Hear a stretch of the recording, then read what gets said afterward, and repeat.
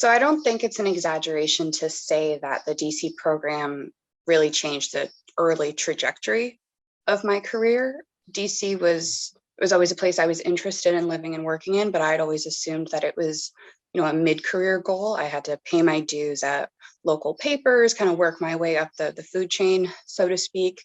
And part of that is because a lot of this is centering around the political beat, but the DC media industry, it's very tight knit and it can be very hard to break into, partly because there is such an emphasis on prior experience. These reporters are often like the best of the best, who are known for, scoops, breaking news, on the forefront of a lot of topics.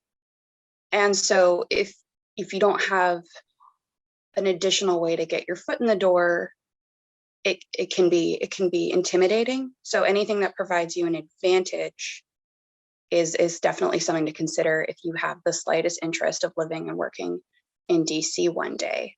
So I think the Scripps program really provided me that early experience in the city, as well as the added benefit of handling like the logistical challenges, like housing, for example, because of the sheer influx of interns to DC almost every point of the year for Capitol Hill and other organizations.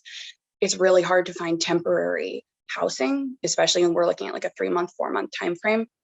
So the program covered that on my end, a benefit I actually didn't appreciate until I started apartment hunting here myself when I got a job. And so I think the Scripps program gave me that really great foundation, and that's proved useful even as my career focus has shifted a little bit. So as you know, I during the program, I was an intern at USA Today on the politics desk. So I got to cover things like the Kavanaugh confirmation hearings, some big, really big name events, and that was awesome. My current employer was actually interested in those experiences when I interviewed, even though this was for a job writing about aviation and space technology. And the reason for that was the technology or the industry trends that I now cover at a magazine called Aerospace America are really influenced a lot of times by the policies and the priorities that White House, Congress are setting. It all trickles down from the top. So I came into the job already having an awareness of the federal agencies I would have to stay in contact with, the congressional committees I would have to follow, the key decision makers, and something as simple as knowing, here's how to get to the Capitol, here's the way to the press room, here's how I would go about getting credentials. So even logistic details like that were really great. And I've found that even though I'm not covering politics in the way that the political reporters are anymore, it does still color the way that I think about aerospace. I mean, everything is fundamentally about politics, in my opinion.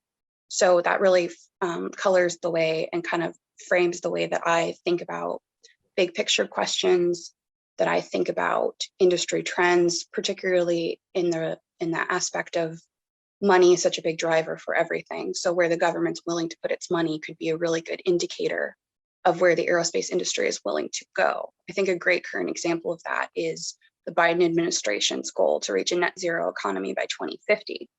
The aviation industry had already made commitments to reduce carbon inputs by 50% of 2005 levels in that same time frame, but they're now upping that to 100%. So then the question becomes, what government money could be used to achieve this goal? How could that affect which investments are made, whether we go for something like synthetic fuels versus completely new aircraft designed to run on hydrogen? So kind of having those questions in the back of my mind, as well as like the logistic details, I think that's really shaped the way that I've approached my coverage. And I think that's something that I'll probably carry forward with me in my career, even if maybe I switch back to politics or I go on to writing about another beat entirely. DC is such a great place for journalists because it's a very intellectual city. When I came here, it felt almost like a palpable like hum of just the energy, the knowledge. A lot of people are very informed. So you kind of start your day waking up assuming that everyone's read the news of the day. And that news might be a little different. Of course, some people are going to follow national news. Some people are going to be more concerned with local news. But on the whole, very informed city, very informed communities.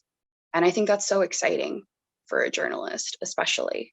sometimes it hits me. I'm like, I graduated about a little over 2 years ago. I graduated in the fall of 2018 because I chose to do the program. I actually extended my enrollment at OU to make the Scripps and DC experience my last semester. So it kind of was that bridge between university classes and then working full time. And I kind of got both pieces of that with the seminar classes on the front end of the program and then the full-time internship on the back end. And when I was applying for jobs in DC, I was like, the only thing that makes me think I have a shot at this is the fact that I did this program. And so I sit here today even, and sometimes I'm like, wow, I live in DC. I work in DC. Like I before the pandemic, I used to be sitting on the train sometimes, like, and I would be like, this is totally crazy. I did this because the fact remains that I didn't think this was going to be something that I would achieve until much further along in my career. So the fact that I'm here right now, I try not to forget that. I try not to lose that perspective. And I really don't know where I would be without the program to a certain extent. I mean, and that's the thing about the program as well. It's you are responsible for your own achievements. So the program itself is not going to get you all the way. But so often, especially in the DC media industry, I found it's like that extra push, that extra little connection, that it's not going to make all the difference in the world. You still have to do the work, but it can be just that little nudge in the right direction that puts you over the top.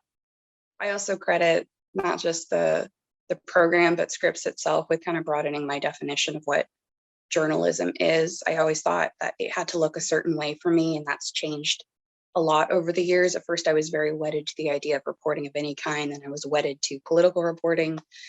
And now I'm like, if I get to write and I get to learn and I get to communicate, I think as long as I'm interested in the topics, then I definitely want to stay in this field.